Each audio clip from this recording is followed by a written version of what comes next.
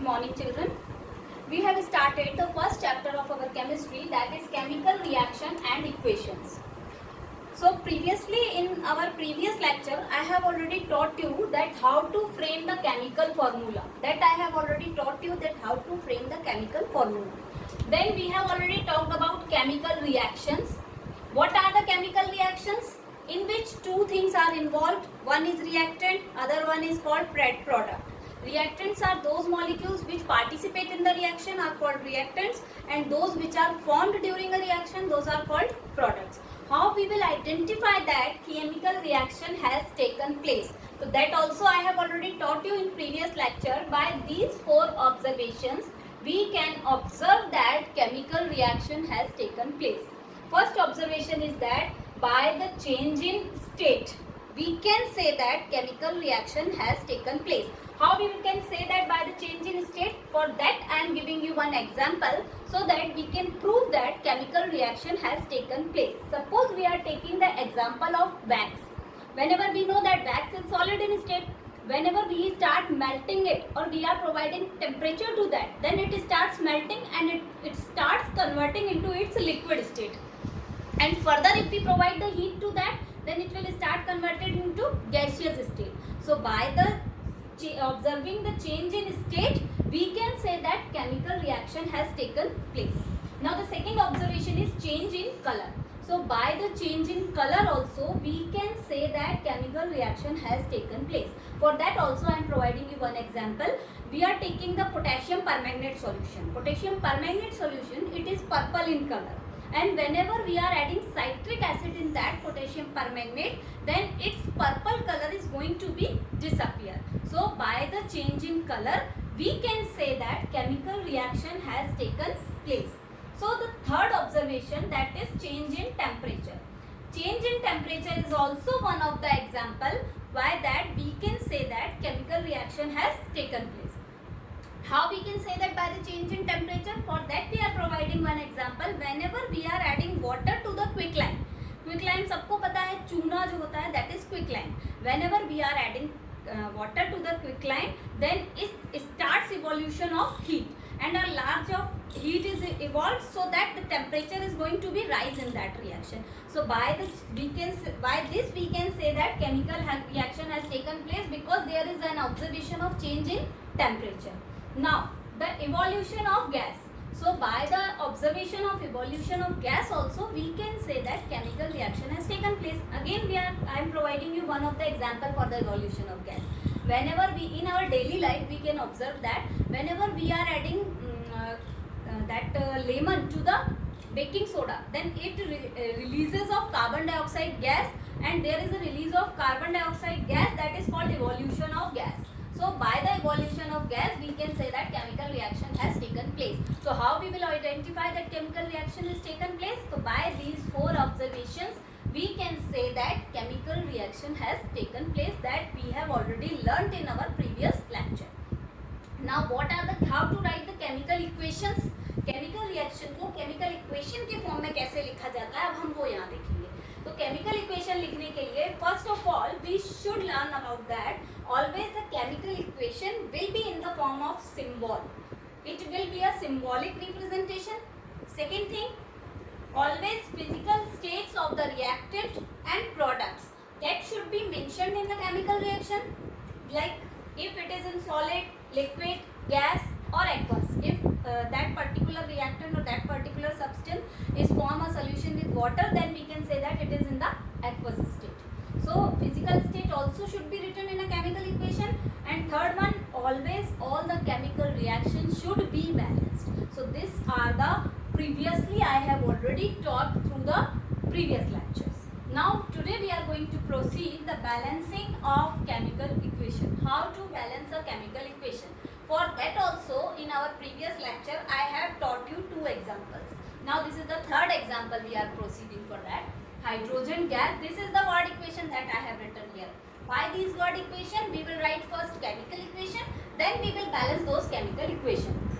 So for that, first of all, in this word equation, hydrogen gas, we will write it in the chemical form. Hydrogen will be written in the form of H2 and physical state is gas, so we will write here it for the physical state. Clear? Plus nitrogen gas. Nitrogen will be written as N2 and it is also in the physical state gas. So we will put here G in bracket for the gaseous state. Now it will form ammonia. Ammonia is having the formula NH3 and it is forming solution. So we will write here the physical state, that is aqueous. As I have already taught chemical equations, these are symbolic representation. They are having physical states, that also we have written here. Now what thing is remaining? Balancing. Now we have to balance this chemical equation. How to balance it? These are the reactant molecules and this is the product molecule. First we will count the reactant molecule and then we will count that particular element in the product molecule. Then we will add the number accordingly. ये मैंने पहले भी आपको बताया है कि किसी भी केमिकल रिएक्शन को बैलेंस करते समय हमको इस फॉर्मूले को चेंज नहीं करना है.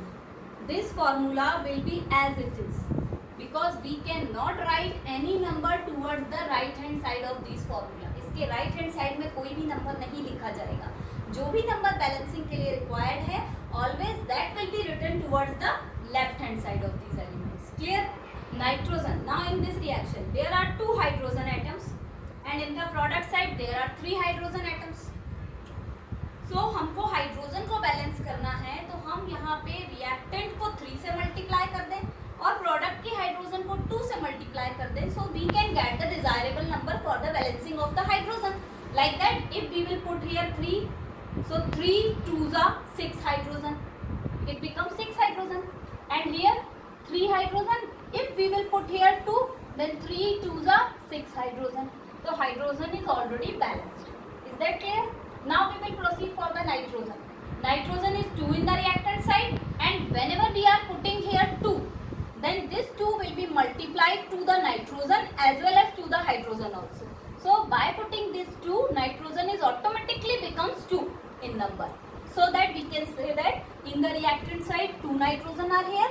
In the product side also there are 2 nitrogen. So this reaction is balanced now. Is that clear? This is the first example.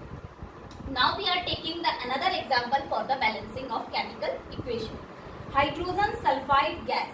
The formula of hydrogen sulfide. Listen students, I have already taught you how to frame the formula. That I have already taught from the beginning. तो आपको chemical फॉर्मूले खुद ही बनाते आना चाहिए.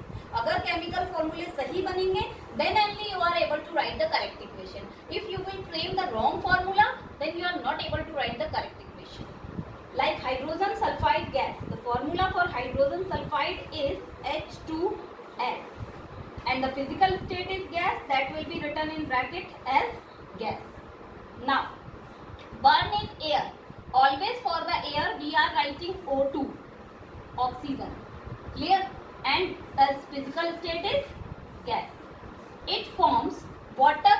We know that water is having the formula H2O and always water is in the liquid state plus sulfur dioxide. Everybody knows the formula of carbon dioxide, that we are always written CO2. So for sulfur dioxide also we will write SO2. This is the formula for sulfur dioxide, like the carbon dioxide. Like the carbon dioxide is CO2, so sulfur dioxide will be SO2. This is the word equation.